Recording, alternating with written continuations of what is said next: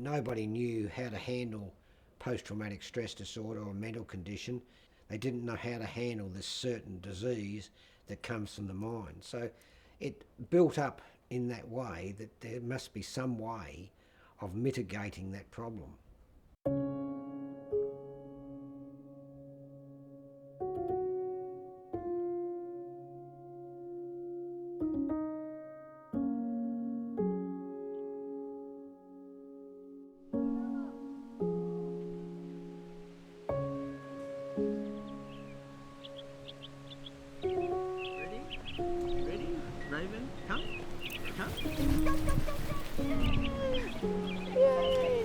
That's better.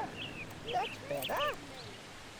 Yes, I joined the Army at the beginning of 1973, which was when Vietnam was finishing, and out of a group of 42 people who joined, and they're all males at that stage, 40 of us went to infantry because the battalions were given the option to leave, and they were taking that advantage and leaving. So we were filling the holes and blocking them in. I grew up in and around a military family. My father was in the Army. He was and my mother's side, my grandfather and also my grandmother were both in the Army. I think throughout growing up, I didn't exactly have the best time at school, but I always managed to maintain links to those who were friends from the military, and a lot of my friends from those families then went into the military. And I also didn't really know what I wanted to do outside of school, but I knew that I wanted to go and lose myself in the adventure that was the military. Particularly the military has a fantastic way of grabbing someone off the street and putting them through a training process, which removes elements of the person's identity, from a uniform through to dress and bearing, haircuts, the way in which we march, the way in which we speak, the terminology we use, and also emotionally and mentally the values that we're then required to take on, the collective values that become our shared moral obligation to each other. They had snipers, they have mortarmen, so there's a whole range of trades you can learn, which probably don't serve you too well outside as a civilian. No one really wants a machine gunner serving behind a bar, for example, but there's a lot of things to keep you active, and overseas trips. We had a number of overseas trips through Southeast Asia, it was enjoyable. I enjoyed it, but these things, when you're getting older and your kids are entering high school, you don't want to be moving around.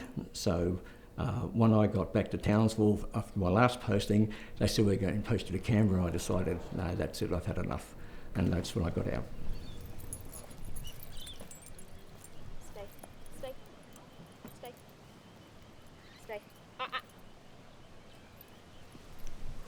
Stay.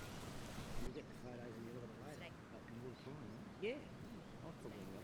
When I first got out, they put me in with Telstra. It was difficult because you find yourself taken out of there and put in an office that's carpeted, it's air conditioned, there's a lunchroom with a television, a refrigerator, there's tea and coffee, and you think, my God, it's a total alien world. During that period is when you start to get the feelings and thoughts like, I'm not part of this, so am I part of this? So for me it was difficult getting to know people, talking to people, and generally working 9 to 5, which was bizarre. It's just a different world entirely, and so there are difficulties, and everyone has different difficulties. Some people can assimilate very quickly, and they enjoy it, and they may cruise for the next 15, 20 years and not worry about it, and then retire happy as Larry. Others do get in there and maybe 4 or 5 years down the track start having major trouble. And some of them had major trouble in the first couple of weeks. So it's different for different people.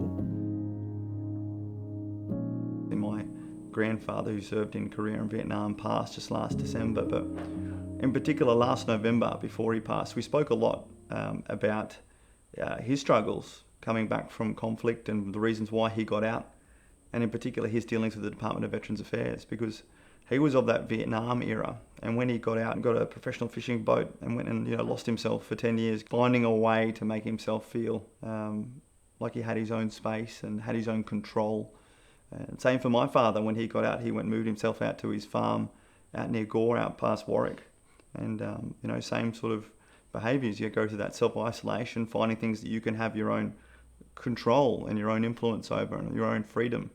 Back in the 70s and 80s, there wasn't too much support. There was usually a chaplain, a padre in most of the major units. They might have a talk with you, but it wasn't a psychological, there was no debriefing or briefing or anything like that. You'd give a report of what happened. The OC, the officer commanding, would say, are you okay? And you'd say, oh yeah, I'm okay. And that was it. It was a line drawn. There was no, not like today, I know the first thing they do is offer counselling. There's no counselling as such, no.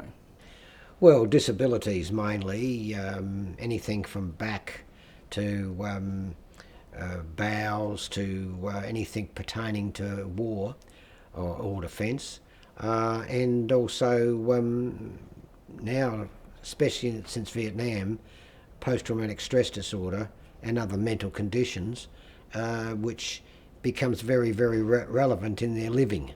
You know, I basically found myself at a point where I was reaching out to the Department of Veterans Affairs during 2020 as my body was starting to break down and feel a lot of those injuries that I had otherwise ignored. So then I embarked upon the claims process, thinking, being a former Special Forces major, running selection courses, solving problems around the world, I can do some claims paperwork. And, you know, nearly a year into it, I still hadn't progressed. 2 advocates later, and I'm on to my 4th advocate now, thank God. Bob knows what he's doing. Well, advocacy means that you speak for someone. So in the 30 years we've spoken for many, many, many veterans in getting their claims through at the Department of Veteran Affairs and the Department of Defence, of course. In some cases, and especially now, of course, with mental disorders and PTSD.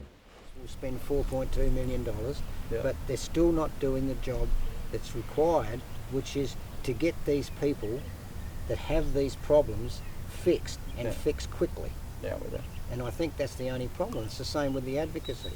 Yeah, that takes action now, not delays and more delays. The delays add to the issues. It's no good looking at 12 months down the track and wait for the answers, because the answers are already there. Yeah, that's right. I'm with you. And the one time I asked for that help that was meant to be assured, I got met with resistance, and you didn't fill this form in correctly, or this isn't the form anymore, or it's now onto this person within this department. Sitting there knowing that all these problems and processes come down to people, and if people wanted to help other people, they'd find a way how to do it. Well, willing is a major guide to their health. Whilst they're going through doctors' medication, psychiatric situations, etc., they're actually more stressed out than ever because, 1, they don't know what's going to happen. 2, they're hoping for a decision, and if the decision goes the wrong way, what do I do about it? And what can I do about it? And there's people who will not tell them. The department will not tell them. All they say is you can appeal. Well, that's good, but if you don't know how to appeal, then that's where the stress comes in. And I think when they win, you can see in their whole demeanour a general relief.